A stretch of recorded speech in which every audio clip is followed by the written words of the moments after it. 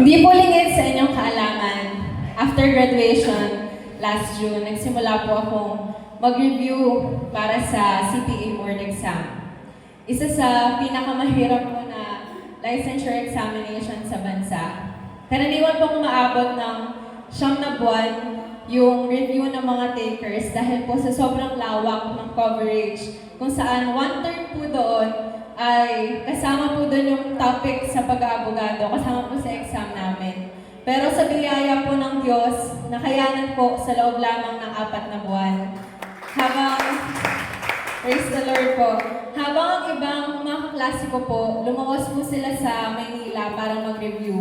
Pinili ko pong mag-online review dahil ayaw ko pong iwan yung ministry. And sa loob po ng 3 buwan, sabay ko pong hinarap ang review habang patuloy po na nagsusong lead at may hawak pong cell group.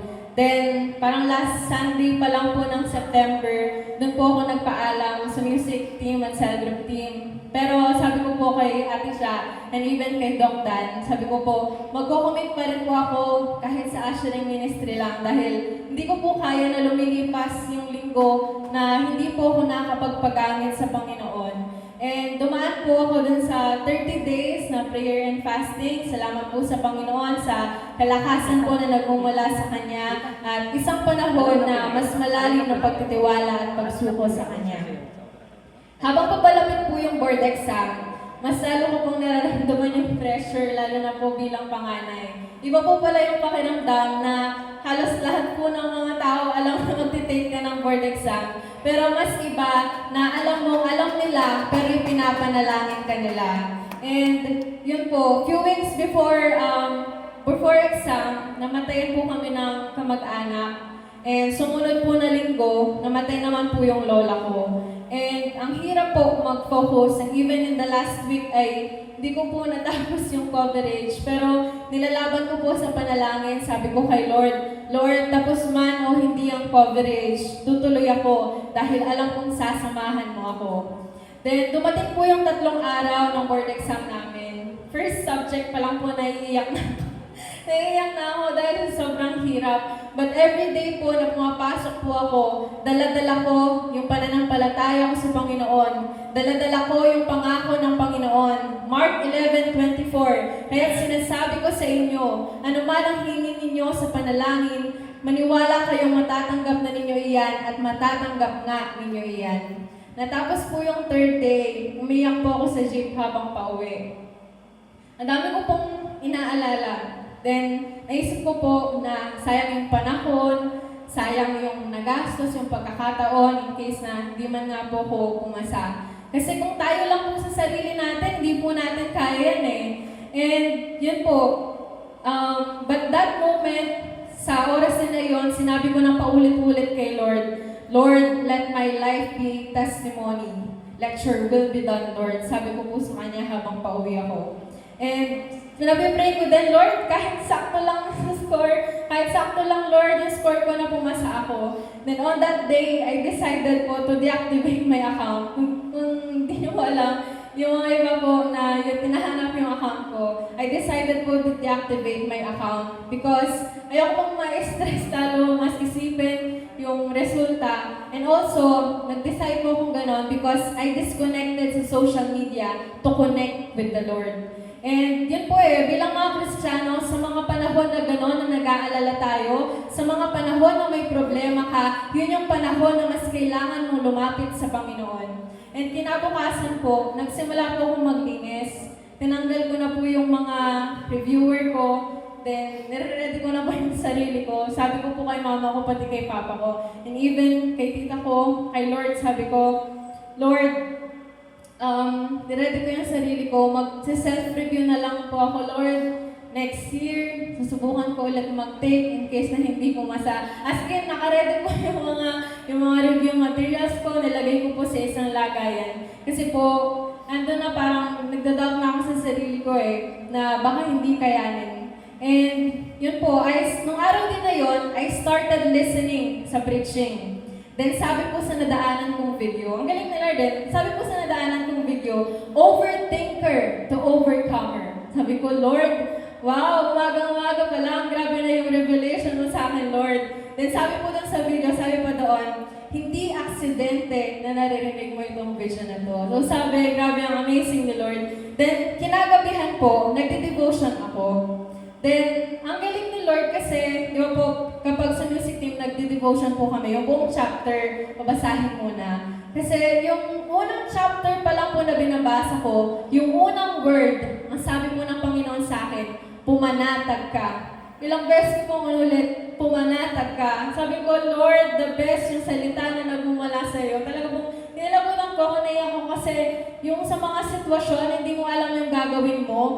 Yung si Lord, kapag nagbasa ka ng Bible, i-reveal niya sa'yo yung nais niya sabihin sa'yo. Kaya yun po, pumanatag ka. Yun po yung ilang beses na inuulit ko na sarili ko. Kaya, yun po, ng gabi din na yun, tumatawag po si Papa ko. Every night, tumatawag po siya sa akin. And mas lalo po ako naiiyak kasi nga, sabi po niya, anong gusto mo? Magpahinga ka muna or mag-work ka muna. And I felt really blessed po sa family ko kasi hindi po nila ako pinressure. Like, hindi nila sinabi na mag-work ka na after mag-board exam or mag-work ka na habang nagre-review ka. Doon pa lang po, sobrang laking pasasalamat ko na sa Panginoon dahil sa regalo po ng pamilya sa akin. And natawa nga po kay Mama kasi sabi po niya, nakita po niya ako, ilang araw po akong umiiyak. Sabi po niya, thank you Lord kasi kumakanta na lang po ako. Ilang araw na nakakalipas. Kasi ganun po tayo bilang Kristiyano eh. Dumadaan man po tayo sa mga pagsubok na gano'n. Ang advantage po natin bilang isang Kristiyano ay may pangako po tayong pinangahawakan mula sa Panginoon. Sabi nga po ni Lola Menchino, sabi niya, okay lang na umiyak, pero dapat hindi ka ma-stuck up sa ganong situation na nagpapakalugmok ka sa kalungkutan. And Monday came, ang expected result po, lalabas ay November 4. Tapos, sabi po sa amin, baka mas mapaaga, November 3. Hindi ko po sinabi sa nanay ko na lalabas din ng Lunes. Kasi expect pa lang po niya kinabukasan. Kasi alam ko po, mag-iisip siya ng buong araw. And then habang naghihintay po ako, nakikinig po ako ng preaching. Gabi po yun. Then hanggang sa nakatulog po ako. Past 12 a.m. na nung nagising po ako at may result na. As I scroll, dalawa lang po yung prayer ko. Sabi ko po kay Lord, Lord, let your will be done by your grace, Lord. Yun lang pong dalawa yung paulit-ulit sa isip ko habang nag-scroll ko po yung mga list ng names ng pumasa. Eh, nung nakita ko po yung pangalan ko, grabe, sobrang saya ko po. Imagine, for more than 10,000 na nag-take po, kasama po ako dun sa 34%, 3,460 na pumasa. Sobrang galing po ni Lord. Imagine, sa classroom po namin, 21 po kami nag-take sa isang classroom, 3 lang po kami pumasa. At lahat po ng iyon ay dahil sa biyaya ng Panginoon. Hallelujah. Praise the Lord. Kaya yung una ko pong ginawa nung nakita ko yung pangalan ko, nag-pray po ako at nagpasalamat kay Lord. And when I look at my grade, yung hinihingi kong sakto lang kay Lord, sobra pa yung binigay niya. Kaya grabe, the best po ang panalangin sa Panginoon. And I remember yung sinabi po ni Doc Dan sa akin nung midweek, kasi nag-testimony po ako and sobrang lungkot po ng heart ko, ng heavy ng heart ko. Then si Doc Dan po, palabas na po ako, nakangiti siya, na sobrang ngiti ni Doc Dan. Hindi ko po makakalimutan na sinabi niya, magugulat ka na lang, sobra pa yan sa hinihingi mo. At nangyari nga po yun. Kaya ang amazing po, Lord, sobrang galing na kumilos. And grateful din po ako sa inyo pong lahat. I am part of this family. Salamat po sa panalangin ng lahat, from our pastors, our leaders, and sa mga youth, and syempre po sa mga intercessors na alam ko pong araw-araw pinagkikibaka po yung panalangin ko. And syempre to my family po na hindi tumigil sa pagsuporta sa akin at mag-encourage. So from Manta, graduate na ako. To ngayon, Manta, CPA na po yung pangalan ko. Hallelujah! Hallelujah, Jesus. Ang tagumpay ko po, ay tagumpay po natin lahat. And ito po, nakita ko po, naranasan ko. Let us remember na ang lakas po natin, ang tagumpay natin, ay lahat po yung nagmumula sa Panginoon. Wala po tayong magagawa kung tayo ay hiwalay sa Kanya. Sa mga pagkakataon na parang pakiramdam mo, wala nang pag-asa. Sa mga pagkakataon na akala mo, talo ka na, pero si Lord, hindi ka na ipapahiya. Yung akala mo, talo ka na, kapatid, maghintay ka, ipapanalo ka ng Panginoon. Kaya, praise the Lord po. Kinabukasan may nagpo-contact na po sa akin na 2 company. Uy, Sabi ko, Lord, ang galing mo, Lord, sobra sa buhay ko. And yun po, wag rin po tayong mapagod na mag-share ng testimony natin. Kasi po, nag-post po ako. Tapos yung head teacher po ng Pasig, nag-comment po siya, sabi niya, proud ako na di lang dahil sa pumasa ka, kundi dahil sa pananampalataya na meron ka. And ang sarap po sa pakiramdam dahil sa simpleng pag-post po natin ng gano'n, sa simpleng paraan na share yung testimony natin, it can touch the hearts of the people na nakakabasa. Kaya wag po tayong mapagod na ibahagi yung testimony natin because they will be reminded na totoo ang Diyos na sinasamba natin. Amen. Kaya salamat po sa Panginoon. May CPA na po tayo ni Lord. Hallelujah. Salamat po.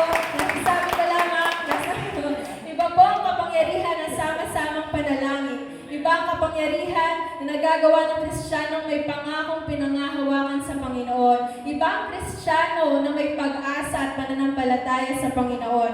Kapag kalooban ng Diyos, mangyayari at mangyayari iyon. Walang imposible sa Kanya. Sa Diyos po ang lahat ng papuri.